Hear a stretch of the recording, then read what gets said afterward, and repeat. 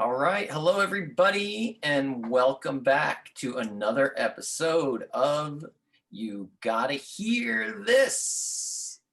Today, I am joined, as always, by Mike Baby Manzita. John, I'm always curious to know what syllable you're going to emphasize in the intro. Isn't that fun? I do enjoy that. Yeah. I do enjoy that. Thank you for having me. Glad to be here. Thank you. Thank you for being here. Greg G-Man Urquhart. No matter how good of an idea you think it is, do not eat ice cream sandwiches in the shower. Good advice. Words You're of just wisdom. gonna have a mess. Man, you just threw a wrench in my evening plans. And we've got Joe, no nickname Boynton here as It's well. pronounced Reese's Pieces, not Reese's PCs. Get it right. Yeah, Well that said. is a good call. I had no idea this was a thing. Apparently, people say Taking a Reese. strong stance. Yeah, I mean, someone's got to do it. Come on. And I am John, also no nickname Nolan. Marvin. What's that? Marvin. Marvin. John Marvin Nolan. I actually we were texting and I made a reference to Back to the Future and the band that's playing at the dance at the end, and Marvin Berry, Chuck Berry's cousin, he calls his cousin Chuck to show him the new sound of rock and roll. And then I thought about it, and I'm disappointed that we did not discuss that in our fictional band. That was actually almost one of my gonna be my choice. We talked about it, but we didn't discuss it on the show. Did we talk? They're just too darn loud. Did we get into it? We didn't get very much into it though, right? No. I think we talked about it in on the text, but I don't think we talked about it on the show. What's the name of the band? Oh gosh, I can't remember. Wait, you had to ask me that. I thought it was the Under the Sea Band, but I think they're playing Under the Sea, the Enchantment Under the Sea dance. Is the dance. It's something like that, though. Joe, you need to look that up because they have the band name like on the bass drum or something. They do. It's like Marvin Berry and the Starlight. Yeah. And the Starlighters. Marvin Berry and the Starlighters. Is that right? Yep. No, I was pretty close. And then Marty's band was called the Pinheads. Yes. Oh, yeah. You don't ever see his band though, right? You only see him. No, you do at the beginning. You do. Only in the tryouts with Huey Lewis at the Jets. Yeah. That's right. It's been a while. Speaking of Huey Lewis, have you seen the Metallica James Hetfield Huey Lewis in the News like mashup? No. I'm gonna have to text that after this. It's something. That sounds fun. So so last week was the big Bills versus the Chiefs game. Was it really? We get it. The Chiefs won. The Chiefs are very good at football. How are you guys holding up over there, Greg? Is everybody okay after that loss? Yeah, I mean, I'm fine. That's good. It's just a stupid sport. I mean, it doesn't affect my life. Yeah, I hear that. I think stop eating wings every week. I have found that I have a problem with sports watching, that if I am invested in it at all, I actually get like my heart rate goes up if it's like a tense part in the game, like especially watching the Mets, like but it's really weird because I know in my head that it doesn't matter at all in my life, but not a bit. I get so emotionally invested in it for some reason. The Mets made moves this week too. They did. I'm looking forward to this season. I like Mets, but off he goes. It was time for Mets to go. Yeah. John, do you ever feel like, and it's open up to Greg as well, do you ever feel like if there was a Mets game and the Mets lose and you didn't watch the game, do you ever feel like if you would have watched the game, the Mets would have won? I don't believe any of that kind of crap. All right. I have that feeling in the back of your head. Like if I tell you, I've had those feelings, and it's really surprising because I'm not a very superstitious person. I am a little stitious. Medium stitches. That's an office joke. Yeah. But with the Mets, there's been a lot of times where I didn't watch and they won. Like, they'll go on a winning streak during a time when I'm not watching. And then I feel like if I watch the game, I'm going to jinx it for them. Okay. So, yeah, I've got a weird problem with sports. I don't know what it is. But that's all irrelevant anyway.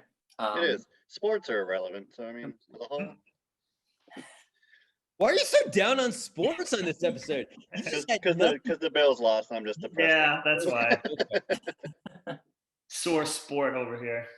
But I'm not like the fan. Like when I went to a lot of Mets games growing up, and like you look over another section, there's people like they take their hats, flip them upside down, and like turn them inside out. He's like eating popcorn with his unstrung hand and like drinking. It's a lot. They're not going to hit a home run because you ate 3 kernels of popcorn. But you don't know that, Greg. Yeah.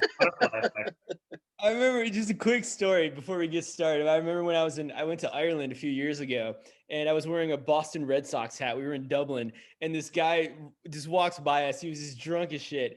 And he goes, because in Ireland, I don't think baseball hats are as big as they are in America. And I was just wearing a Boston Red Sox hat. And he goes, "Give me a hat, mate. Give me a hat." I think I sound like the crocodile hunter, but you're gonna have to bear with me. And I said, "No, I'm sorry. This is I was like, my hair is messed up. I have to wear the hat." And he goes, "Do you know what I would do if I had that hat? I'd turn it upside down and I'd wear it inside out." And I said, "Oh, rally cap." And he goes, "What's that?" And I said, "Oh, no, that's what we do in America. If your baseball team is losing, you take your baseball hat, you turn it inside out, you put it on your head, you call it a rally cap." And he's like, "All right, cheers, mate, cheers." Like it was the first time he'd ever heard about a rally cap. And I thought that was a really cool moment. That's great. Anyway.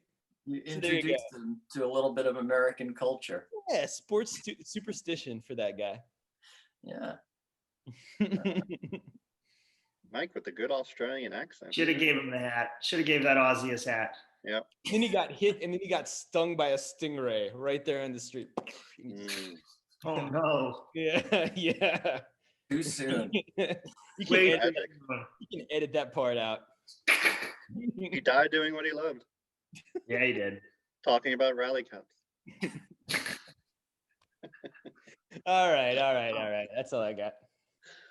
All right. So Cool. This week, our topic is strongest memory tied to a song. And it can be any, I think we started out maybe trying to be more like the funniest memory tied to a song. But then I think that was a little too limiting maybe, or at least for me. And it seems like maybe for Greg. So we've got strongest memory tied to a song. And Greg is going to take it away. Yeah, I'm going to really kick it off with a sad one. All right. I'm ready. So strap in. But first, I would like to just suggest that everyone listening needs to go watch Neon Demon on Amazon Prime. And I don't want to get into it. You just have to go watch it. That's all. That's I saw it three times. Three times in 6 days. 3 times in 6 days. And I can't wait for John to watch it. Yeah, I don't know when I'm going to watch it, but at some point I'll have to sit down. That was all you guys were talking about this week. I might sit down with Nicole tonight and watch it because I want to get her take on it. Interesting. Because like she liked Interstellar and Tree of Life, but it was just too much. I'm like, this isn't too much. It's more just like beautiful. Yeah. I give it it's a personal 10 out of 10. I think if you're subjectively going to rate it, I think 7 out of 10 is reasonable, but I personally give it a 10 out of 10. I got Lee Lally to watch it too, and he gave it a 7 out of 10. Okay. All right. Well, same reasoning. So. Yeah, it's a visually. That's where you guys lose me. That's where our ratings branch off. If you can see it how I see it, you would give it a 10 out of 10. Visually, it's a 10 out of 10 for me. And then story-wise, a 7 out of 10. So I'm in kind of between the two. It's an 8.5 average. Yeah. Okay. I mean, that's a great score. Not bad. All right, so cool. So songs. I'm gonna. So there's a song by the Gorillaz. It's called "On Melancholy Hill." It's very Slow. It's probably my favorite song by them. And it was a favorite song of my fiance Nicole as well, because we've seen them live. She loves that song. It was cool to see it live together for the first time, like for her to see it live, which is cool. And then like 2 years ago, we had some medical issues with her that set back our life a little bit. And then due to these medical issues, she was home in bed for about like 2 weeks. Like her parents rushed down here and all that stuff. But for those first like 7 to 10 days, like her memory was just gone. Like couldn't remember anything. Not like amnesia, just like what happened just jostled everything. And there was like a 6 months window where she couldn't remember like anything that happened, which is a real bummer.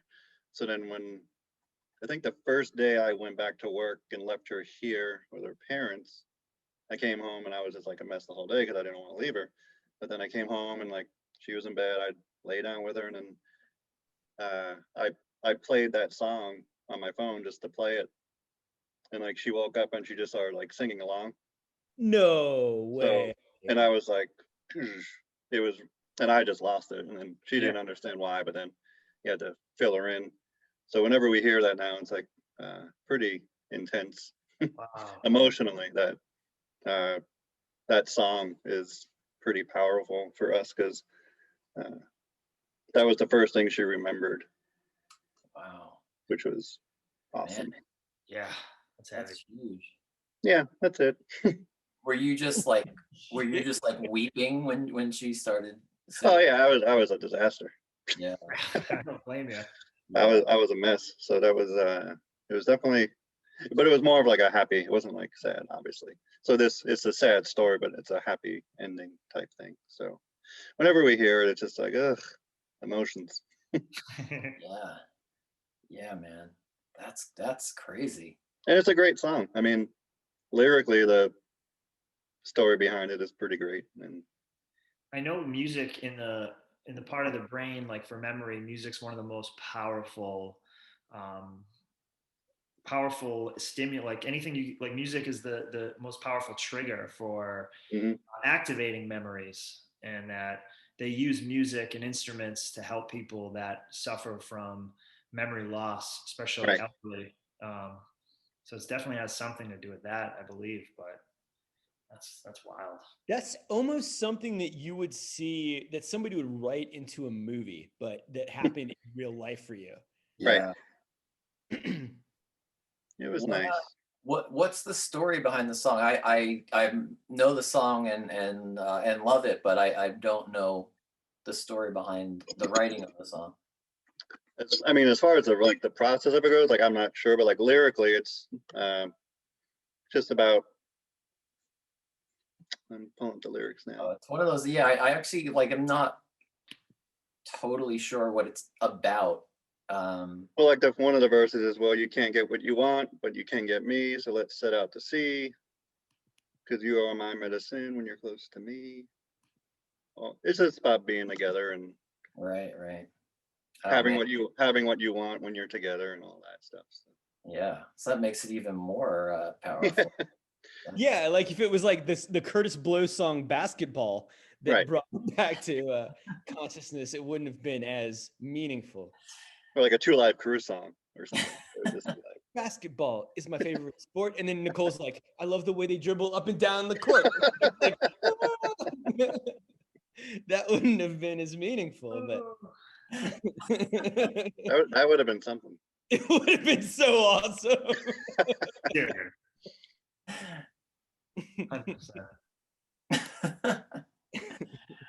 Wow, man. Well, that's really good. Yeah, that's gonna be. You probably won this round. I don't know. Yeah, I don't think anyone can beat. I feel like Mike's Babies is gonna be one that involves like farting and masturbating or something. Yeah, well, yeah.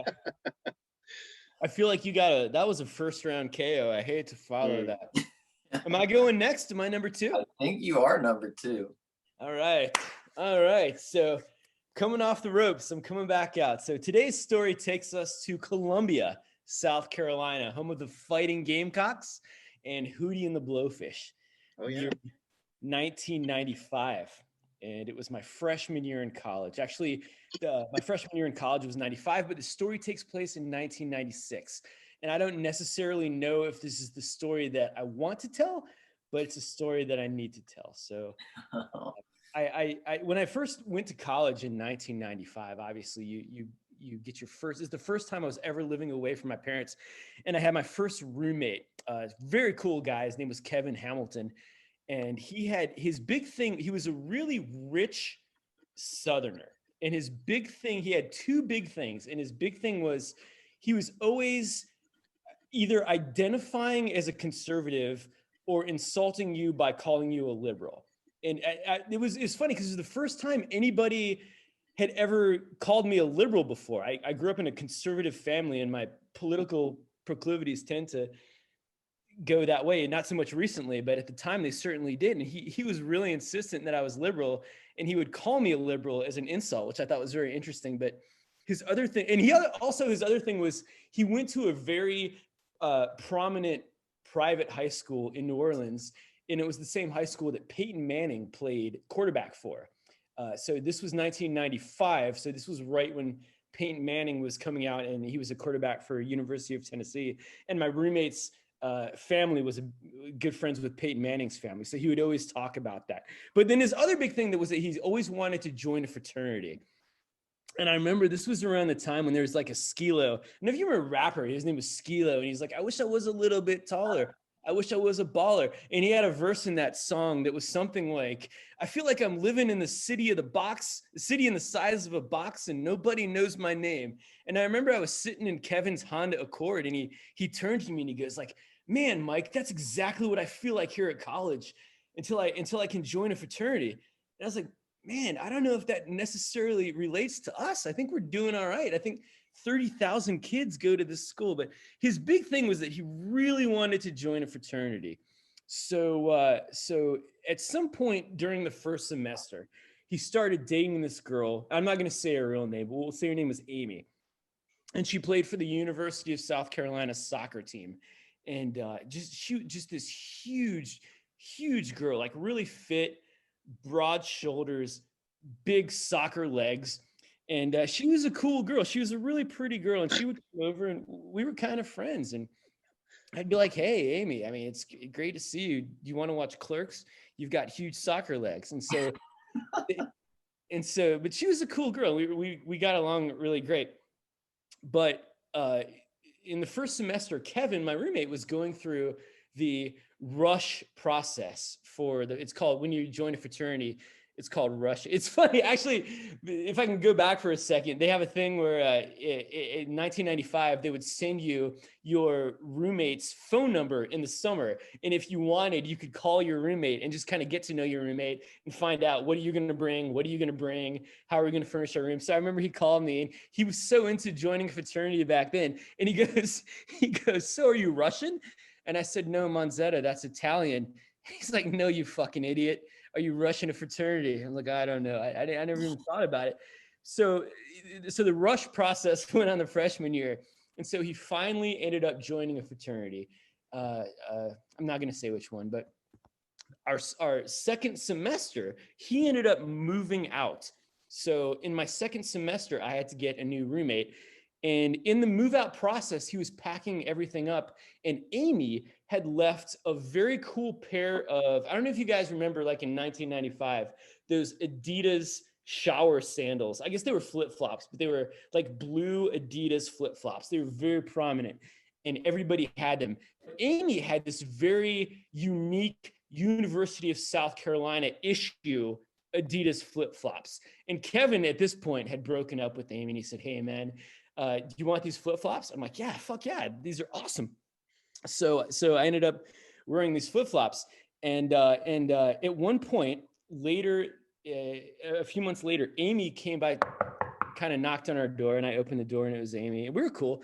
And she's like, hey man, is Kevin here? And I said, no. He moved out. He joined a fraternity, and he moved out. She's like, oh shit. Well, we're doing equipment requisition, and I need to return. She's like, have you by any chance seen a pair of University of South Carolina Gamecock Adidas flip-flops. We're doing equipment requisition and I need to turn them in. If I don't have them, they're going to find me. I'm like, no, gosh, no, I haven't seen them.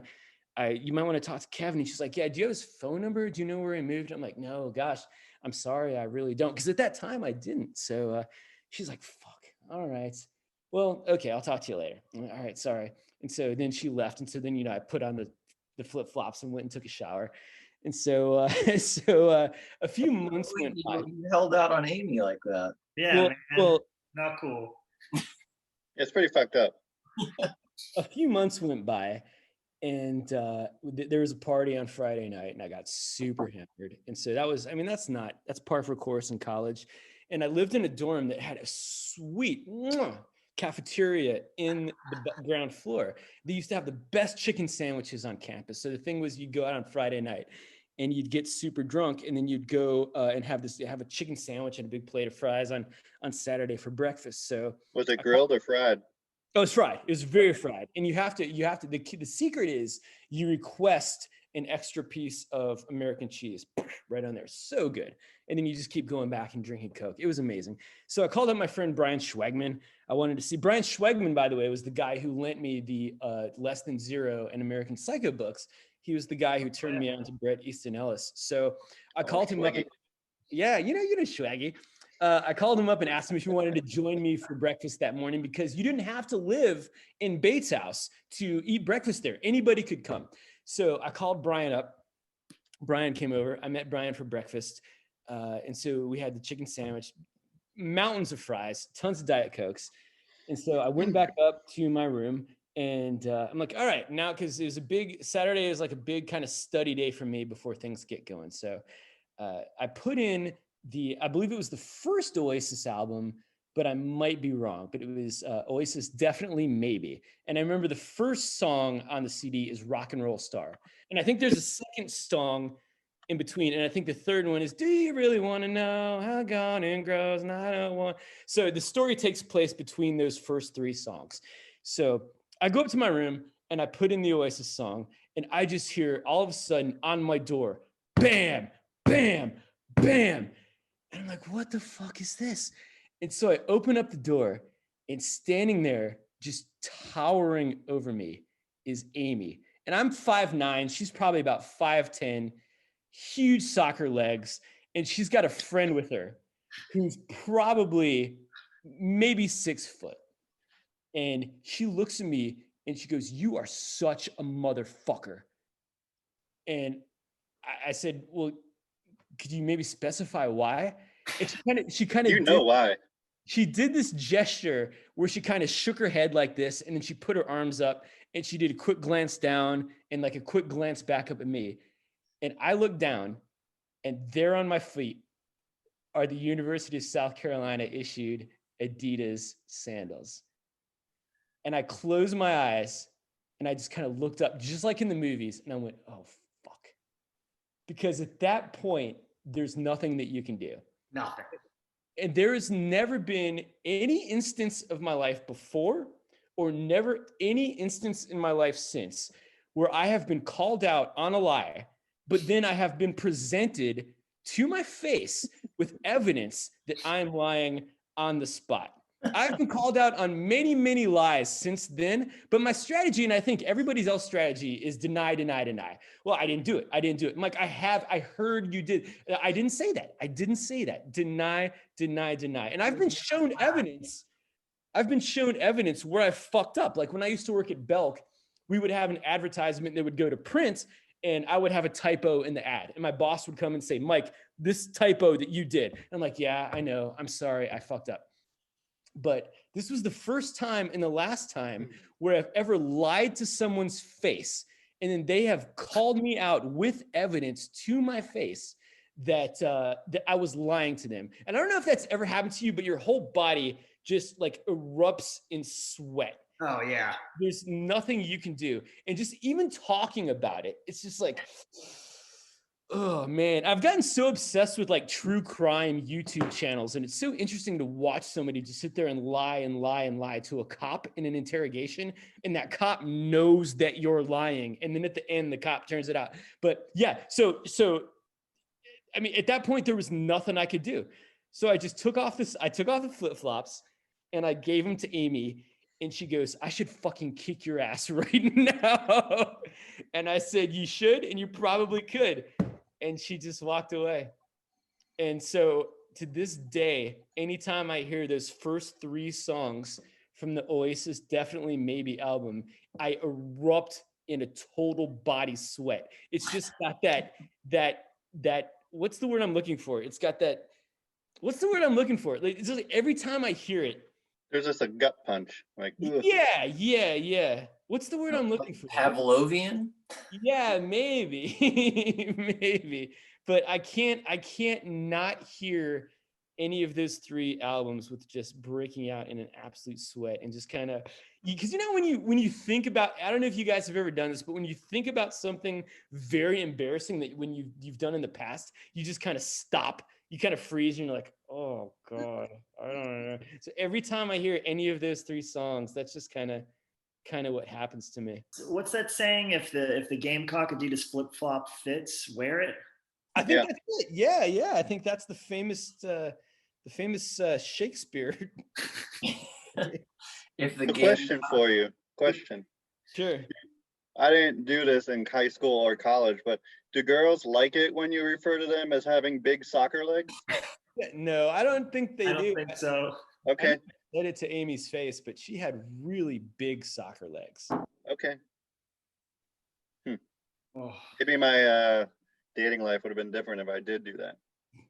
No, Amy was a very attractive girl. She was a very attractive girl.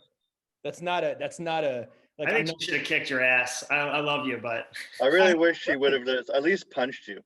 I was expecting you to say you looked up and then just a fist directly. Like, you know what she should have done? You know what she should have done is she should have slapped me in the face with that the flip flop. That would hurt more than like a slap, I think. That would potentially like split your lip open. No, she points down, you look down at your feet, then she grabs the back of your shirt, pulls it over your head like in hockey, and then just starts pummeling you. But I feel like I'm trying to think of a way to, never mind. I fucked up the joke. Never mind. I was going to make a joke about her being a soccer player and me touching her and her just flopping, you know, how soccer players do, but that's bad taste. I'm not going to do that. Why do you hate soccer players so much? Yeah, she would have done that to you. All my best friends in college were all soccer players. The following year, my sophomore year, all my best friends were all soccer players. Did they know you hate all of them? Amy wasn't on the team. For whatever reason, Amy wasn't on the team this soccer year. So it was like a clean slate. Nobody knew. Is it because I remember you always said like, oh, soccer players aren't real athletes. So is that why you don't? That's not anything that I ever said. That's and I quote. I ever said. I bet she's going to be sitting back watching this episode with her feet kicked up and both of those Adidas flip-flops are going to be on her legs up on an ottoman. Yep. She's going to have those huge soccer legs up on an ottoman, wearing those Gamecock sandals. And then tonight, when you're getting ready to go to bed, you're going to hear a knock on your door. And she's going to choke you out with her huge soccer legs. The song's going to start playing after the knock. What a way to go. Yeah, hey, there's worse ways. Yeah. Got it coming. So did you say, I don't know, I don't think you said, did you know how she found out? Did your roommate tell her? Yeah, no, she just looked down and was like, no, but she came to the door knowing, right? It sounds like she knew ahead of time. Yeah, I did leave that part of the story out. I don't know if I did it subconsciously for the sake of comedy, but I did see Amy in the cafeteria that morning. But we didn't talk. There was no acknowledgement. Oh, wait, were you wearing them then too? Yeah, oh, sorry. Yeah, I guess that's kind of an important part of the story. I should have probably mentioned that part of the story, but I wore them down to breakfast that day. Yeah, I probably should have mentioned that. You're not a bright thief. No, well, I didn't think, I don't know. I kind of thought at that point I got away with that. And plus you're just kind of hedging your bets, but I like to think that it was because I went out that previous night and I just wasn't in a clear state of mind, but I'm just making excuses. I feel like if you robbed a bank, you'd try to go back to the bank to open a checking account. Well, that's the thing. You bring up a great point. I will never, ever in my life rob a bank because of this very instance. That was the one tip-off that not only did I know I couldn't get away with it, but I never, ever want to be in that situation again where I'm lying to somebody's face and I didn't rob the bank. I didn't do it. And they know that I did it. Like, right. I never want to be in that situation again because that's very awkward. For me, shoplifting, there's like 2 or 3 moments that stopped me in my tracks. When I was like probably 4 or 5, I took zebra stripe gum, and my mom took it from me, put it right up on the counter where the cashier was, and made me apologize to her face. That hit me. And then I used to steal Reese's Fast Breaks. When I would skateboard, Reese's Fast Breaks, not Reese's, but Reese's Fast Breaks. Thank you, John. And I used to steal them because they were like the candy bar at the end of the aisle, and you could just kind of walk around the aisle and just kind of put it in your sleeve. And I was in like probably 6th grade at the time, and I remember walking to the door to leave. And I would always buy one thing and then steal another thing, so I wouldn't be totally stealing, but I was still stealing. And I saw this guy get caught stealing a can of cat food. It was like a homeless man stealing cat food that he was probably going to eat. And I remember it depressing me so badly that I stopped stealing. I remember my dad took me to. That's so cute. What if he had a little cat that he just wanted to feed and he was willing to put himself on the line for? Maybe. I mean, you're much more optimistic, but my friend Pat was like, no, he was going to eat that cat food. Oh no. I think when I was like 10 or 11, my father took me to Play World on Sunrise Highway and Waverly Avenue, going very local there. But he was buying me a football, and then I wanted some Ninja Turtles trading cards. They used to sell them like baseball cards in the little packs, and you'd collect them. So I think I took like 2 or 3 packs and just like tossed them in the bag as we were walking out. And then he found them in the bag when he was unpacking everything. He's like, "Did you steal these?" I was like, "Yeah." And then he's like, "All right, well, let's go back." And we went back. He's like, "Go inside, tell him you stole them, and then pay for them." I'm like, "Okay." So I go inside. I'm like, "Hey, I'd like to buy these." I just paid for them. Didn't even. Well, he let me go in there by myself. Number one. Oh, he didn't go with you? That wasn't a lesson learned. Oh, yeah. Sneakier. Even like when I had a tree house in the woods that we had like a porno magazine in, and like my friend's father found it. He's like, "I want you to go home and tell your father what you did." I was like, "Yeah, I'll do that." It's the laziest way to get someone in trouble. You go home and you tell your parents what you did, because I don't want to get involved. And then like later that week, he's like, "Did you talk to your dad?" I was like, "Oh yeah, he was super bummed." Fuck out of my face. Have we already talked about on this show? Have we already talked about the ubiquitousness of finding porn in the woods? Mm-hmm. I think we already have. Have we already talked about that? Yeah, mine was under a fence in George. No, it was Rowley, Massachusetts. We'd walk about a mile into this field that used to be like a cornfield, and it was just dead. We just walked down these like dirt bike tracks, like a mile, go into the middle of the field, and in the field there was a tree. You know, when you see like a tree island, it's just one tree in the middle of this giant field, and it looks so weird. So we go to the tree, then there's a piece of fence, and you lift up the fence, and then there was a stack of porno. And we drank skunked Bud Heavies, like Budweisers, that came with my friend's house. So my friend bought a house, like his parents bought a house, and there was beer we found in the basement covered in dust. So we took 2 beers, walked a mile, and drank beer and looked at porn. I have the exact same porn story as yours, except yours was last night. It didn't involve drinking beers. And then after we looked at porn, we went home and watched Jeff Goldblum in The Fly.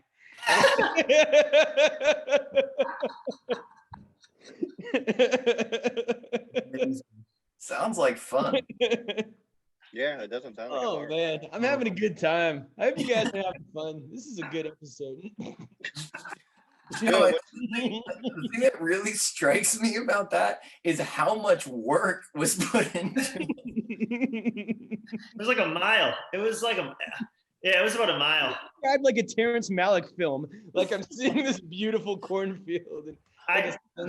Me and my friend Adam spent a lot of time in the woods, like building forts and riding his dirt bike, or me watching him ride his dirt bike, because I would just let go of the clutch and fall over because I didn't know what to do. And we just spent a lot of time like adventuring, like straight out of Stand By Me. That's why Stand By Me is probably one of my favorite movies. But yeah, we were committed. And his dad was his stepdad Fred was scary. He was like a ex-Marine, and he's like 6 foot something, just a tall guy. He's missing half of his foot from like getting it slammed in a door on a ship. Wait, not from the Marines? Yeah, I thought that's where you really threw me a curve on that. No, it was from the Marines. Like he got his foot jammed in someone slammed a giant door on his foot and he lost half his foot. At least that's what I was told. I don't know. I was so young when I heard the story, and I never asked him again. I'm like, no. But anyway, he had a reason to hide his porno mags a mile away, because his stepdad it would have been a really rough time, I think. And his mom was a very intense mom and a great mom, and hyper intelligent, like just super intelligent lady. And I think he would have been in so much trouble. It would have been insane. Yeah, he wasn't taking any chances. No. You lose half your foot in the Navy? No, she slammed it in the door. Yeah, when you said door, it's picture like a car door. It was like a boat, like a ship door, like a battleship door. Like it's like Mrs. Doubtfire. He was missing an eye. He had one eye. He had a glass eye, and he took it out like as a joke. He used to cough, and then it would pop out, and he would hold it. I hate that. I used to have a friend whose dad had a glass eye, and he used to do that. Fuck that. That's not funny. That's not funny. If you're a kid, you don't want to see that. That's some large Marge shit. Yeah, he's still amazing. Such a cool fucking guy. No, that's gonna scar you for life. Put that eye back in. Think of another joke. Do a pull my finger thing. Do that little like thumb one. Yeah, do the thumb thing. Don't pop your fucking eye out, man. Burn me with a cigarette or something. I'll make my foot disappear in your ass. How about that? Yeah. Who's next? I think we went on a tangent. I think it's my turn, but that was a tangent. That was a fun tangent, though. I think that was a quality tangent. So my song that is related to the strongest memory is Stray Light Run. When I was touring with Stray Light Run, this is probably like 2004, maybe early 2005. We did a short run of shows, and we did it in a van. At that point, we were doing some tours, or a lot of tours, in a bus. But this one, I think it was only like a week or 2 weeks, and we did it in the van because it saved us some money and made sense. So it was the middle of winter, and we were driving home from the last show of the tour.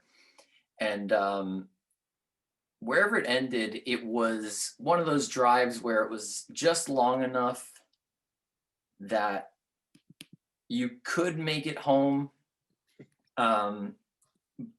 going straight through, but really probably ideally you would want to stop for the night. But something like 7 hours or something like that, but we decided to just leave the show, push through the night, and get home the next day. Sean, who's the bass player for Taking Back Sunday, bass player for Stray Light Run also, was driving the van at probably like 6 a.m. or so. And the rest of us were in the back. There was, those bench seats, and there was enough for everybody to lay down and try to sleep through the night. You never really sleep that great. You're always like kind of aware of what's going on, even when you're sleeping in a van. It's just not an ideal sleeping situation. So it was snowing pretty bad. We were driving through mountains somewhere, I think in Pennsylvania. And so this is where I guess where the song comes in. The Death Cab for Cuties album, Transatlanticism, had been out for a little while, and we were all really into it, and they had just put it on. So the first song is called The New Year. And so they just put that on, and I don't know, I maybe was vaguely aware that that music was playing as it started, but then I just hear, oh shit, oh shit, oh shit, oh shit, oh shit. Oh. And feel the van moving. So I sit up, and we're in the middle of the van, and we had a trailer too. Van and trailer spinning completely 360 in the middle of the road. And so this Death Cab for Cutie song is playing. And if you're familiar with it too, it's a great song. Perfect for that situation. It almost seemed like a movie, like everything's in slow motion and this song is playing. That fits great. Yeah, like you couldn't have written it better, really. Like people just like, oh. I'm just thinking of it's like the piano or whatever. It's just down, down. That's awesome. Yeah, it was just perfect, and I didn't appreciate the perfection of it till well after, in the moment I was just. When you guys were spinning around in the van, you didn't scream out, "This is so fucking rad." I can't wait to talk about this on a podcast. No one does it. You always think you want to say like the greatest thing to like lighten the mood, but everyone's just screaming the word shit. It's always shit or fuck, and that's it. Or I've always said no. If you ever die by being eaten alive by a velociraptor, my last words would be like, "This is so fucking awesome. This is so rad." Right.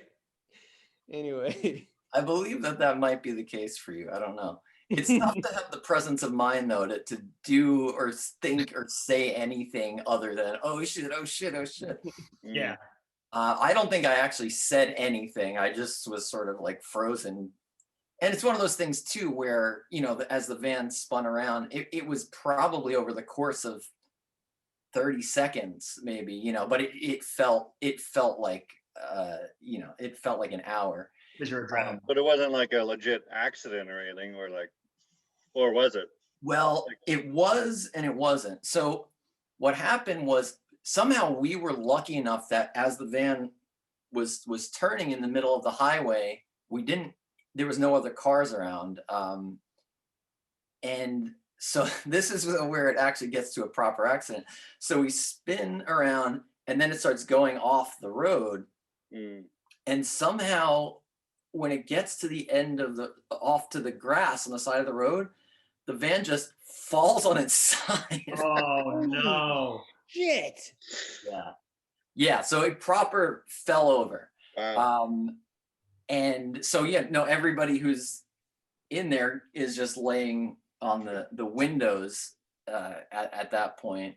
And it was weird because my sister, Michelle, who was in the band, was the only person wearing a seatbelt at the time. She was trying to sleep, but like be safe and like put a seatbelt on. And so she didn't hit the window when it fell over, but she got like a huge like bruise from where the seatbelt was because it was like such force that it hit her on. So she got the only actual injury, seatbelt basically, which is ironic. Fucking seatbelts. Yeah. So the van fell over, and the crazy thing was one of the crazy things was as we had to get out we had to climb out the top now, which was just the doors. I guess luckily again it fell on the side that didn't have doors, so we were able to get out the top. But once we got out, we realized that about 15 feet down the road, there was a big hill, like down into a forest. So if the van had fallen over there, it would have tumbled down that hill. Yeah. So we were about 10 or 15 feet from maybe, it's serious injury or death, which is crazy. Just those random little things that like change everything in your life. So we got out, and I think somebody called 911, I think, and a cop showed up and was helping us out and trying to get a tow truck. And I remember we were in like rural Pennsylvania. And this is one of those funny things too, where just something sticks with you. Is so there's this cop who's there, and he's waiting on the tow truck, and I guess it's a small enough town that he knows who the tow truck driver is. And he's just, we've been sitting out there in the snow for like 10 or 15 minutes, and the cop, after a while of calling the tow truck, just goes, "Man, that Andy is slower than molasses."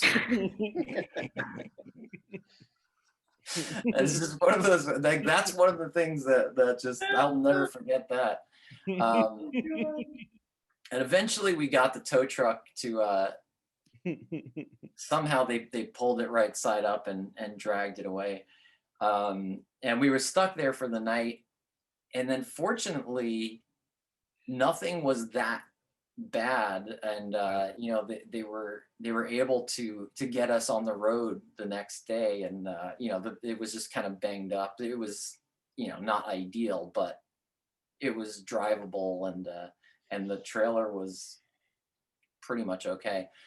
But the thing was too, for some reason, the Death Cab for Cutie CD after that was just stuck in there, and the CD player didn't work anymore, and it was my CD. So that was like one of the big issues of it, was that the CD player was broken and Death Cab for Cutie was stuck in there. And so yeah, so I can't hear that song without being immediately transported back into that situation, is the long and short of it. I think it would have been worse if it stayed and you only could listen to that CD anytime the volume was on, and you had to just live that moment. Yeah, right. I think we probably would have just kept the CD player off if that was the situation. That's why I can't like sleep in vehicles, because if I'm not driving, I can't comfortably like close my eyes for more than like 5 minutes. Because really, I like, if something's gonna happen, I want to be able to like see it happening. And like, even like I have a hard time being in a passenger seat, or if there's other people in the back seat, I might be able to do it, but typically I can't sleep in a vehicle much. It's hard. And like, I've had, like, there's been 1 or 2 times I've slept on like y'all's tour bus, and like I've woken up in the middle of the night and just know that there's like a Florida guy bus driver drinking a big gulp, whipping down an interstate at like 70 miles an hour, and that scares the shit out of me. Yeah, man. It's weird. But it's like one of those things where if you're gonna tour, you have to sleep on a moving vehicle all the time, or you're just not gonna sleep. And I generally, like, the way I've dealt with it on the bus, at least, is that I've just learned not to think about it very much, which is, you know, a weird thing to have to do. But every once in a while, I will wake up in the middle of the night or lay down to go to sleep while we're driving and just be like, this is insane. This is fucking crazy. We're just driving like 70 miles per hour down an interstate, and my life is in this guy's hands, and I'm just trying to go to sleep. So that was one of the main reasons why the main reasons why I left, and like Transit was no longer a band. It wasn't just because of having so many nightmares of van accidents, because we've had at least 4, maybe 5 close calls with black ice and spinning around 360s and all that stuff. But it was one of the reasons why I was okay with no longer touring anymore. That was like one of the reasons. Yeah. And in Wyoming, I was driving the van and trailer. We hit black ice, and there was rigs. There was like, we're on this mountainside in Wyoming, and there was like, all I remember is I had like 3 choices. I could go left and hit a truck straight on. I could go right and go careening off a mountain. And there's no way we would have survived. Absolutely no way. Just straight out of a movie, just death. And then I could stay straight and bump and like hit the car in front of me. So that's what I chose to do. And I hit the car in front of me. I ruined the back of her car. We stayed straight. The cop gave me a ticket for reckless driving, even though it was black ice. And I had to go to court in Revere, Massachusetts. And they looked at the scenario, took my case and laughed, saying like, yeah, they just want your money. They're just trying to rip you off. There's no way you're reckless driving. We're looking at the weather reports here. Like, you know what I mean? Blah, blah, blah, blah. But yeah, I had a close call like yours, but we didn't actually flip over. Our van never actually went on its side. Yeah. I can't even imagine if it did. Did you ever have a moment while your van was flipping? And I've had a few moments like these in my life, but they don't have anything to do with music. So I've never talked about them on this show. Did you ever have any moment where you're like, this is it, I'm done? At that moment, I did not. But like I said, I had been sleeping and was probably awake for about 30 seconds before everything. I mean, I was stirred awake by the oh shit where the thing was about to. So honestly, that's like a crazy thing too, is like I was half asleep. I didn't even have the presence of mind to totally know what we were about to be in for. So I don't even remember thinking anything. It was just sort of like, this is something that's happening. Like, one of the meanest things people do, they did it in our van at least, like, I think it happened probably about 3 times, was if someone fell asleep, you would on 3 start fucking screaming like, oh shit, and like the driver would like tap the brakes or like shake the van and just scare the living shit out of whoever's in the passenger seat. Fuck all those people. Oh, it was awful. Awful. They did it to me once and then a few other people, but the only time I've ever had one of Mike's questions like an oh shit, this is it was on a plane. Never in a vehicle, just, well, a plane's a vehicle, but an automobile. But in a plane coming back from Iceland, and we got caught up in a thunderstorm on landing in Charlotte, and lightning was striking like next to the plane. The overheads were flopping open. We were dropping, going back up, and I'm like, all right, well, at least I saw Iceland. I'm good. Let's do it. What else do you have to do after that? You've seen Iceland. I mean, you're good. Yeah, I got all the boxes. Yeah. You saw LCD Sound System's retirement tour. I mean, you're good. I did. You're good at that point. Yeah. Yeah, that was just that, and that was the only flight I've ever felt like that. Because even the flight attendants were like, you looked at them, and when they looked like white and like they were freaking out, you're like, putting in their parachutes. They're strapping on parachutes. Not a good sign. But even like flying overseas is a whole other thing, because if you go on like an overnight flight to Europe or something, like you wake up in the middle of the night and you look at the big map on your screen, you're literally in the middle of the ocean. Nothing else around, and I just like, all right, I got to shut the screen off. It's terrifying, and like that's another thing with being in a band is like you do that all the time too. You just get on a plane and fly halfway around the world to do shows and stuff, and it's awesome. But the travel part of it is just, it's really like it's pure insanity. And like with a plane crash, it's like, all right, we'll go down in the Atlantic, we'll be in the news for like a week, and then everyone will forget about us. So we had someone on a plane with us. I won't name names or anything like that, but we had someone on the plane with us during probably I think it was our first time going to England, and they were really nervous about flying, so they took a substance before getting on the plane to just like breeze through the whole flight and basically just sleep through it. Can you specify what the substance was? Because I think that makes a difference. And also, this was totally you.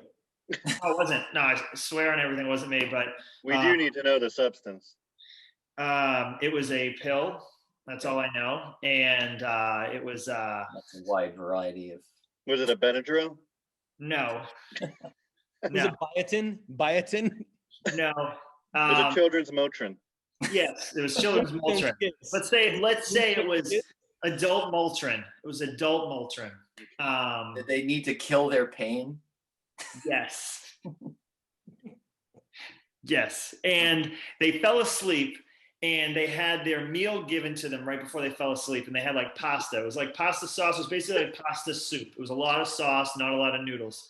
And he falls asleep and the food's like right here. And you can see his nose just dipping into the food, like dish, like that little bird you have on like a. And I remember like thinking like, yo, I think he's gonna like drown in his food. Like this, like his face, basically his face is like dipping in and out of his food. So we get the attention of the stewardess and they take the food away and his face has just got sauce all over it. And then he wakes up towards the end of the flight and he's bullshit. He's so pissed. He's like, where's my food? He's like, I paid for this. Where's my food? And he's giving her shit. He's giving the lady shit and they bring him out like a chicken sandwich because clearly that's safer. But he would have been the only person on the planet to die in a plane from pasta sauce. What a way to go. Drowning in pasta sauce. Yeah. His face was just, it was, if you saw a side view of it, like I got at least like an angle of it. It was fucked up. It's not funny. It's like dark. It's more dark than funny, but hopefully like you or someone else that knew him that saw him doing that wouldn't let him drown in the sauce. Exactly. So I was like probably 5 or 6 aisles away and we were all separated due to the seats we got. So I think our drummer was close enough to him to, I'm pretty sure our drummer Daniel got the stewardess away, got the attention, but either way. Well, I mean, that's a funny thing too to me. Like even when I told the story about the van crash, is that everything kind of becomes a funny story like after the fact somehow. Like even though there was nothing funny about anything that happened in my story, and really in your story at the moment, I'm sure you weren't laughing about it. It was probably like, this is horrible. Yeah. But then, you know, a year later, it's somehow a funny story. Like the van accident reminds me of like so many movies have done it, like Dumb and Dumber and like Planes, Trains, and Automobile. Like Steve Martin's asleep and like John Candy's like playing the piano on the dashboard, smoking a cigarette. He gets his mitten stuck, spins out of control, and like Steve Martin's still out cold. He wakes up, he's like, "We okay?" He's like, "Oh yeah, we're good." We're good. Yeah. Exactly like that. It's just like Sean. How did he like everyone wakes up and you're like, "Sean, we good?" He's like, "Yeah, I'm good." Like white knuckled on the steering wheel, sweating. Except he was yelling, "Oh shit! Oh shit! Oh shit! Oh shit!" That was all people yell. They yell shit or they yell fuck, and that's it. They don't yell anything else. That's actually words. Yeah. Yeah. All right, is it my turn? You're up, Joe. All right. Lyrics from this song go. If she says we partied, then I'm pretty sure we partied. I really don't remember. I remember we departed from our bodies and woke up in Ybor City. That's such a horrible place to wake up. This song is called Killer Parties. It's by the band The Hold Steady. It came out in 2004, and the album's called Almost Killed Me. It was 10 years ago. I was 23. We played a venue called the Orpheum with a band called The Lost for Words, a band called Fallen from the Sky, and a band from Texas called Kid Liberty. Kid Liberty sounded almost like a Texas version of the band 4 Year Strong, and they welded a grill to their trailer hitch so they could grill meat on the road. They're an amazing band of people. We had a short bus, like those small modified buses, camping, like summer camps. We called it the slug bus, because we had the transit logo was a slug, and it had a hand crank that opened up the door. And we put out our second album on Run for Cover Records called Keep Us to Yourself. Our drummer, I believe, was not on the tour because he was 17 and he had to skip the tour to go back to high school. We played, it was in Tampa, and we heard about Ybor City because of the Hold Steady. So we decided to go to Ybor City and get blackout drunk. Like that was our plan, is to just create, I call it kind of like being like getting always sunnied when you go to a city and you just get too drunk to know what's up and down. But at this point in time, it was we wanted to go to Ybor City because of the song, because of the hype behind this band of going out and partying on tour. And we're like, we're going to do that. So really crazy how different Ybor City is. During the daytime, it's a nice little, it's a fine place, nothing crazy going on. And then at night, all the creatures come out. People just flood the streets, stumbling everywhere. And of course, transit being transit, everyone went off to do their own thing. So there was like 2 of us here, 2 of us at this bar, 2 of us at this bar. Nobody was like grouped together. Everyone was wasted. And some of us were just drinking only Grateful Deads, which is the sweeter cousin of the Long Island iced tea, tequila, vodka, rum drink, rum, gin, and sour mix. Jesus. Jeez. So all of us are wasted. I was 23. Everyone else in the band is 21. Our drummer's back home being 17. And I had to piece this story together like a murder mystery, because I know that this song by the Hold Steady, or any Hold Steady song, reminds me of partying in Ybor City, but I didn't really remember what happened. So I had to call different members in my band to piece together what actually happened that night. If you turn the camera around, is there like a whiteboard with like photos of all your friends going to various? No, it's not like that. It's not that crazy of a story, but it's the funniest story, or it's one of, I have a lot of transit partied. We definitely partied, and I have a lot of these stories, but this one is the only one I can really tie to a specific song. So my first memory of that night starts with walking out of a bar after most likely drinking Grateful Deads, but I was like shit baby, just hammered. And I walk out of the bar, and my first memory of that night was seeing people getting arrested by horse police and being really upset about it and scared of these giant horses, and also running away from the scene.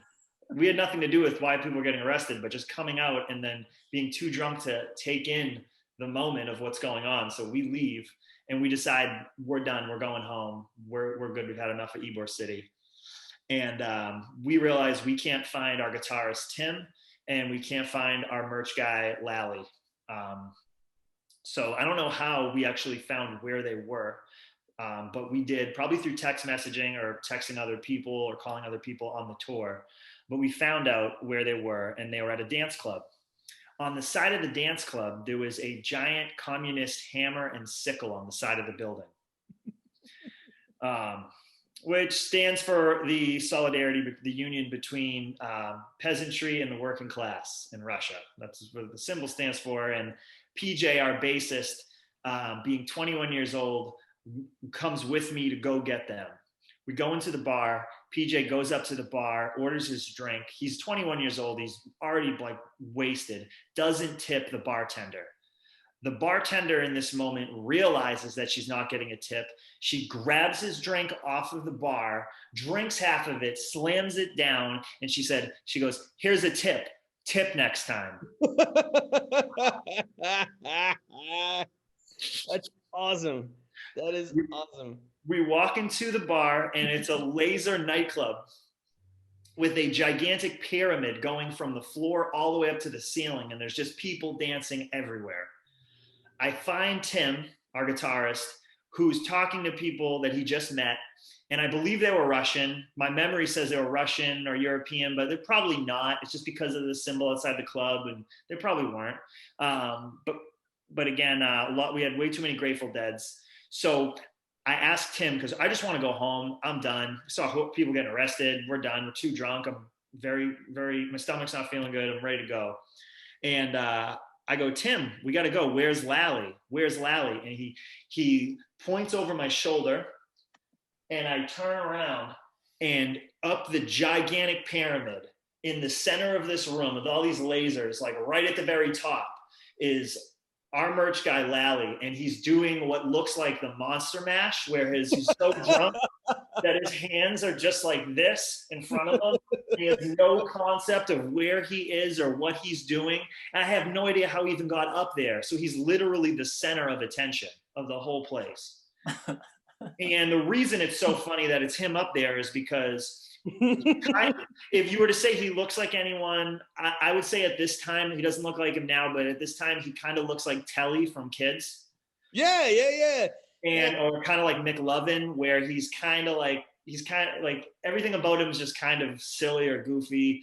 And for him to be the guy up there and basically on the early transit tours, he would always get the most fucked up. And we actually coined the term getting lallied, which getting lallied is the last half an hour or hour before you actually pass out. Like going from being blackout drunk, or what was it called, like browning out or blacking out, to actually just falling asleep. You get about a half an hour's time period.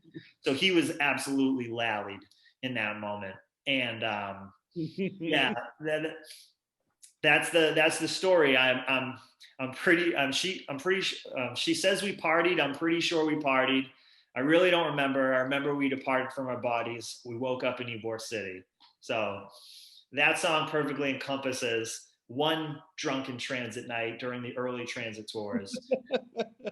And I can't unsee that night. Every time I listen to that band, I think about Ybor City.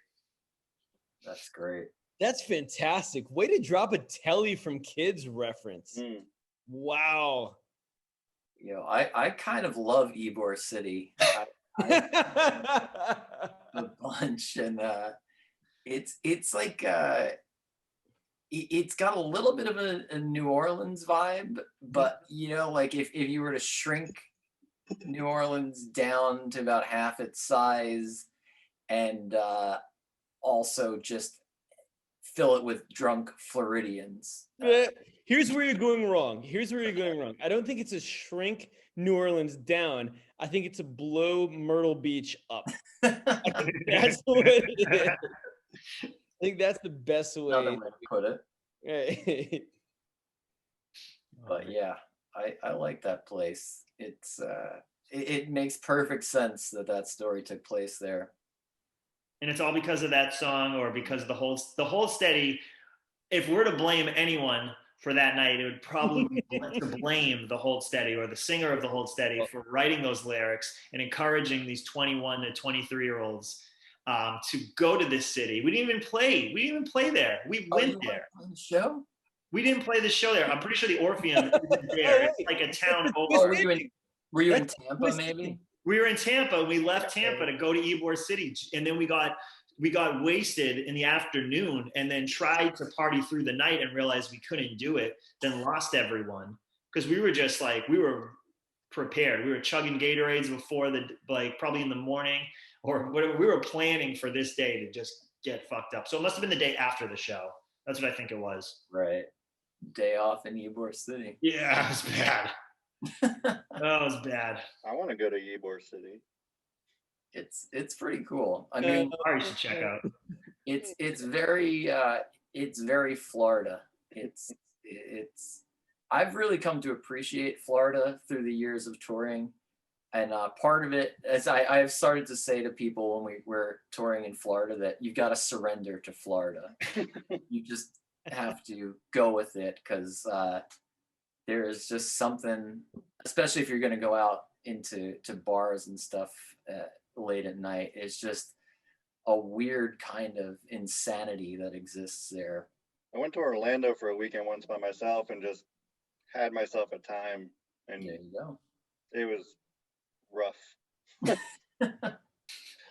But I've also been to Jacksonville. Jacksonville is not great. Jacksonville's its own beast. It's like a. I have nothing to compare Jacksonville to. That's the thing. It's just such a weird place. Jacksonville is probably the most Florida of all the Florida places you can go in Florida. I want to ask Joe and John just about this episode. It's not even us four. I mean, it's everyone in the world has a song that they relate to a special time in their life, or a certain time in their life. And you guys, as performers, have you ever had somebody communicate to you, like somehow tell you that? I mean, I have to imagine you have, but that you guys have written a song that has been congruent with just such a meaningful point in their life. And like, what song was that? And how do you deal with that? Like, how does that make you feel? That as an artist, that must be the greatest feeling you can ever have. To me, it feels like you're just like contributing, because there's a lot of bands that did that for me. And I think that it probably works that way with people with movies too, and certain scenes. And I mean, everyone interprets songs differently. So sometimes it's like really amazing. Like we had a fan that was like in the hospital, and I believe the story was, I believe she was either in Vermont or New Hampshire.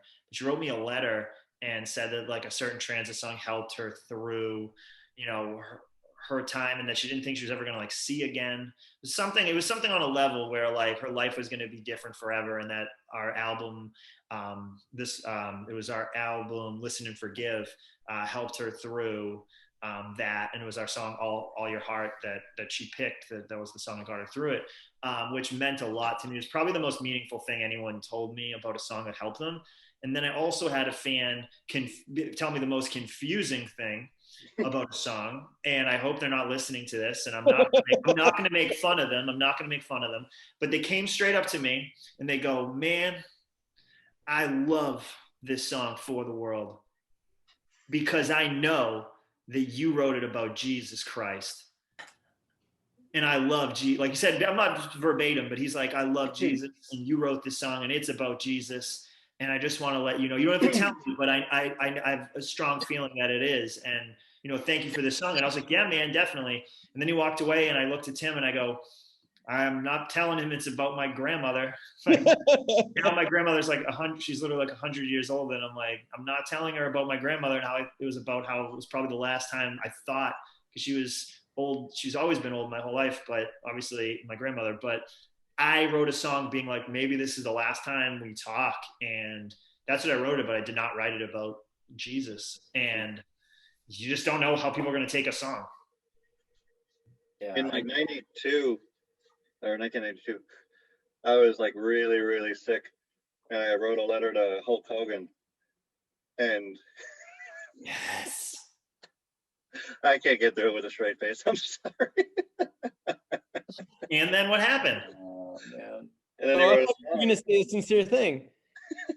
Did you tag up?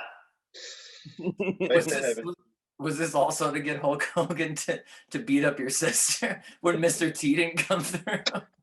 He also wrote letters to Mr. Wonderful Paul Orndorff, Hillbilly Jim, and the Junkyard Dog. My sister's a shithead. Put her in a pile driver. Yeah. Not sexually, just like the real wrestling move. I don't know if that needed to be specified. John, have you ever written a letter to a wrestler to beat up your sister? Or anyone for that matter. Yeah, or anyone. Well, no, I wrote the letter to I wrote the letter to Mr. T, who's not technically a wrestler. He was involved in wrestling, right? A little bit. Wrestler. Yeah, I've had situations, like, just getting back on topic, I've had situations where you never know what's going to come up on shuffle. And I've had songs from Transit, and I've had songs from Straight Light Run that have come up in very significant times in my life that when I hear them today, they always send me back to those times. And it's just a very cool thing. So I've always imagined that as an artist, that must be the greatest reward of the whole thing. Just when somebody comes up to you and says, because when I look back at these songs that I'm talking about that come up from Transit or from Straight Light Run, these are some of the best times in my life. And I feel like that's all you can really, have is these great memories. And I feel like that's such a great thing for somebody to say to you, I was going through the best time of my life, and I relate that with a piece of art that you created. I just feel like that must be the coolest thing in the world. And I hate myself that I'm not talented enough in art that I wasn't able to like have that effect on somebody, but you do have. And I feel like that's got to be the coolest feeling in the world. I know my first time hearing Straight Light Run, so I really liked Tell All Your Friends, and I liked what I would consider like the Straight Light Run parts of that record. And then when Straight Light Run came out with the demo with Existentialism on prom night, I was on Dane Cook's website because he would respond to his fans because he was small at the time. I was on his website looking at the symbol of like the super finger. And and I'm in high school. And Straight Light Run's playing. And I remember where I was like, oh wow, this is like just those parts of like the Taking Back Sunday record. It's like just this. Like I know it's different, but I'm like, this is like my favorite part of the band. And this is like the songs. Like here we go. And I remember loving that release and thinking I just found my new favorite stand-up comedian at the same time. What a magical moment. Yeah, what an evening. What an evening. But I also remember someone sharing with me like another band. It was like, I don't know why, but I heard of Armor for Sleep, Boys Night Out, and Straight Light Run and Dane Cook in like the same 2 or 3 days. Just so random. And then someone showing me like, oh, there was the sounds of animals fighting, I believe. And I remember listening, really liking Straight Light Run the most out of all those bands. And someone showing me the sounds of animals fighting. And I'm like, what is this shit? I don't like it. Because there's too much. I was into this like more like, you know, this sound that John was coming up with Straight Light Run. And you can't go from that and then listen to a chaos, crazy, experimental band like the sounds of animals fighting and have it click with you. So I never became a fan of that project because of John. Because it's my fault. Yeah. It's your fault. I think you're good. It's not the same level of pop sensibility probably there, but you know. One of the things to me though, like with what you're talking about, Mike, is that like every once in a while someone will tell me that music I was involved in saved their life. And there are certain people that I've talked to that I really know it's true. Like I really believe them. Like I've heard it a lot, and maybe it's not something I should say, but I think sometimes people say it and it's a little more like they're excited to meet you or something. They're just like, oh my God, yeah. Yeah, it's a little more of an exaggeration maybe to say it saved their life. But there have been some people I think that, you know, have dealt with mental illness or some other things where when they say that, I know it's true. And then that's like the most unbelievable thing. And it's really mind-boggling because too, like I wouldn't necessarily say any music has saved my life, but part of the reason I got into making music is because of how much the bands that I love meant to me and how much they helped me through my life. So when you become part of that on the other side, it's mind-blowing. It's amazing, you know. Yeah.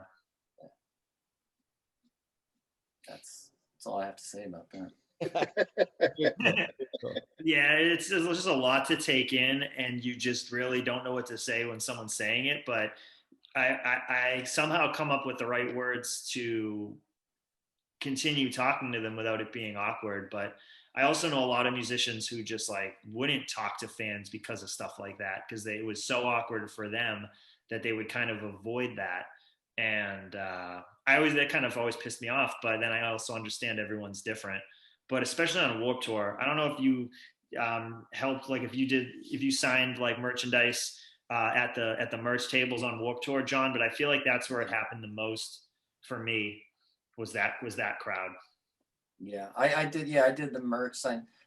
I think the more meaningful ones have been more like just after a show talking to somebody, because those signings you don't really have that much time to talk to people. But I mean, although your experience also might be different than mine with Warped Tour, because I don't think Straight Light Run didn't do a Warped Tour until like 2007 or something. Mm-hmm. And we were sort of like I don't know, we were kind of out of place at that point on the Warped Tour. And you probably had, we were like, people were not there for Straight Light Run and Warped Tour 2007. So.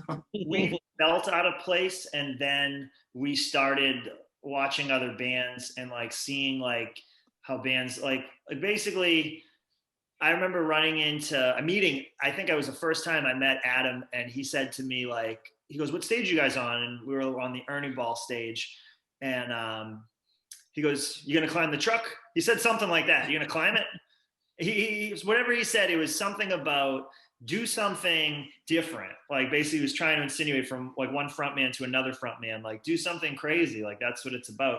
So I remember being on the Ernie Ball stage before our set and just sticking all these mic cables together and making the mic cord as long as I could. And then the sound guy comes right up to me and he goes, "What are you doing?" I go, "Nothing." He goes, "What are you gonna climb the truck?" And I go, You knew what you were doing? Yeah, because why would I wait that long? He could tell it was up to something. So whatever it was, not saying it verbatim of what we said, but he was basically alluding to like, "What are you doing? I've caught you. I know you're up to something." Was there a truck like near the stage that was in the truck is the stage. It's a truck that pulls out into a stage. Oh, okay. He told me, if you step 1 foot on that roof, your band is going home. So then I decided to, a few shows later, still want to do something crazy for Warped Tour. I bought a boogie board and I would boogie board out onto the crowd and stand up on the boogie board. And then I would front flip off the boogie board at the very end of the last song into the crowd. So we weren't a Warped Tour band, but because I think of my conversation with Adam and then being pissed at the sound guy for not letting me do something crazy. Wow. We kind of became more of a Warped Tour band with stage antics, like boogie boarding on a crowd and then standing up on it and jumping off it. But there's pictures of me online. I'm just like upside down that I'm pretty proud of. I'm pretty proud of those photos. Yeah, we'll have to repost some of those on our Instagram. I haven't seen them. I'm going to check that out. Were you able to actually balance? Like, yeah, I've been skateboarding since I was like 13, 14. That's awesome. But that's great. Yeah, Warped Tour was a trip, man. I remember being outside waiting. We were both waiting for a porta potty, you and I, and you just turned to me and you're like, "Having fun yet?" Oh, that's 7 a.m. It was like 7 a.m. Signature John. Yeah, that's typical. It was so good. It was so funny. Wait, was that in 2012-ish, or was that? I think so. Yeah. That's awesome. All right, guys. That tracks. Good stuff, man. That was a great episode. I thought that was a lot of fun. It was. It was an emotional roller coaster. It reminded me of Stephen King's. Did you guys ever read the book Different Seasons by Stephen King? It was four short stories. It was Stand By Me, Shawshank Redemption. What was the other one? There was 2 more. But that's kind of what this podcast reminded me of. Apt Pupil, was the 3rd one. All made into movies. Yeah, and the 4th one was called The Breathing Method, which was not made into a movie, and it was the lesser of the 4. But that's kind of what this podcast reminded me of: collection of short stories, all different by some of today's greatest creative minds. Hopefully someone will make a movie of all these stories. You never know. Who's going to play Amy with her big sock legs? Dude, Amy. I'll never forget Amy after that. Amy Schumer. Her soccer legs. Oh, man. All right. Good work, everybody. Good episode. That was awesome. Good night. All right. I'm assuming we're not recording at this point. We're cut off. No, we are. No, we're still recording. Okay. Fuck you. I can stop recording. No. Yeah. Oh shit. See you next week. Bye.